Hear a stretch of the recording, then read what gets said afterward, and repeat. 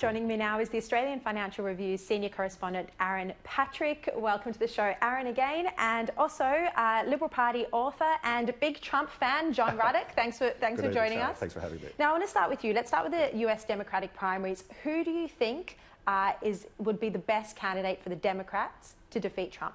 Oh, it's an absolute no-brainer. It's Michael Bloomberg, and I think he's going to be the candidate.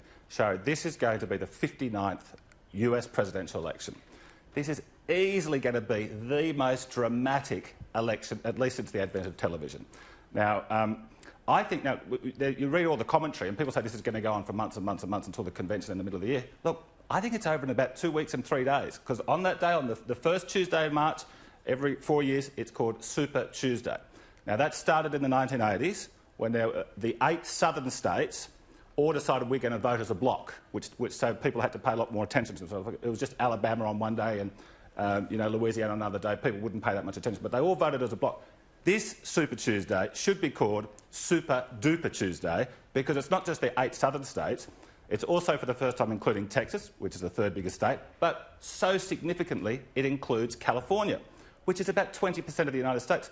California is like the HQ of the Democratic Party these days, and they've never been important in Democratic primaries because they always voted at the end. Well, the California Democrats said, we're going to go up to the front at Super Tuesday.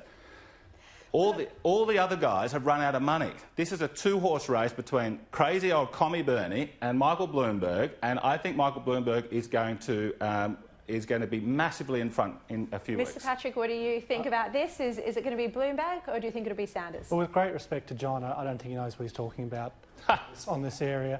The latest odds show us this remarkable situation that the most likely candidate to come out with a majority of delegate votes at the Democratic Party conference in Milwaukee in July is no one. Okay? The odds are that no one's going to come out and get a majority. It's that hard fought. That divided. Bloomberg hasn't got one delegate yet, because he hasn't even entered the race formally. Aaron, with respect. And yet he's already spent $350 million US, and he hasn't even entered the race formally. Okay.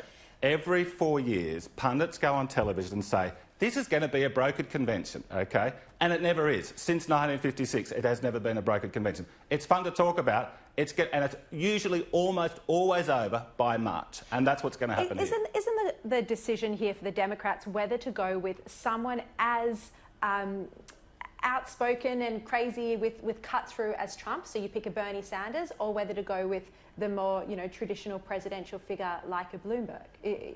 Is that the decision the Democratic Party ultimately is going to have to come to? Well, it is. But this is one of the most fascinating presidential elections ever, because the Democrats could win this, okay? Because Trump has had so many troubles, but they're going through this incredible process where they're potentially going to blow themselves up by choosing an avowed socialist and Bernie Sanders, who's well ahead of everyone else. So clearly, politically, they need to go for a moderate, and Bloomberg's, could be a good candidate. I actually prefer Senator Amy Klobuchar from Minnesota, but she is way behind, and she's well resourced, but she clearly doesn't have the Bloomberg resources.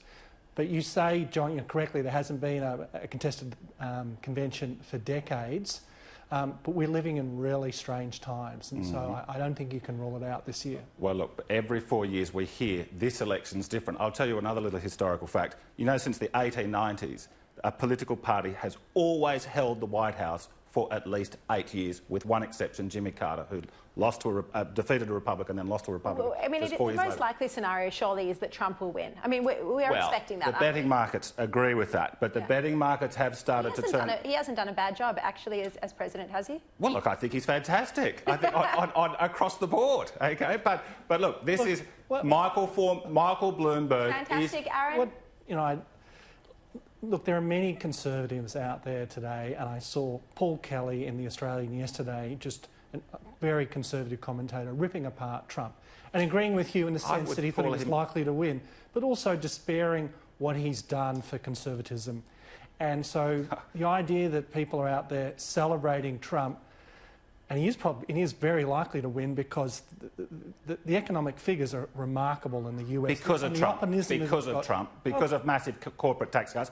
We've never had so much peace in the world. We've never had any president since World War II that has so not wanted to get us into war. We've just ripped up the whole Western alliance and the whole agreement. We have not. How have we ripped up the Western alliance? NATO is still in place. Everyone's still friendly. There's a little bit of tension because, look, of course they wanted Hillary Clinton to win in Germany and Paris. Okay, well, sorry, I think Donald Trump is going to be remembered for centuries to come as he's going to be in the same league as Reagan, Lincoln, Jefferson. You watch. And all these people... He'll be remembered as the most embarrassing president in modern American history. OK, now, you know what? Let's think about the legends of the last... since World War II. Winston Churchill, Robert Menzies, Ronald Reagan. Big megastars on the right. Did you know for the first half of their political career, they were derided as idiots and jokes? And now, with the passage of time, we look back and think how great they are, and that's what's going to happen to President Trump.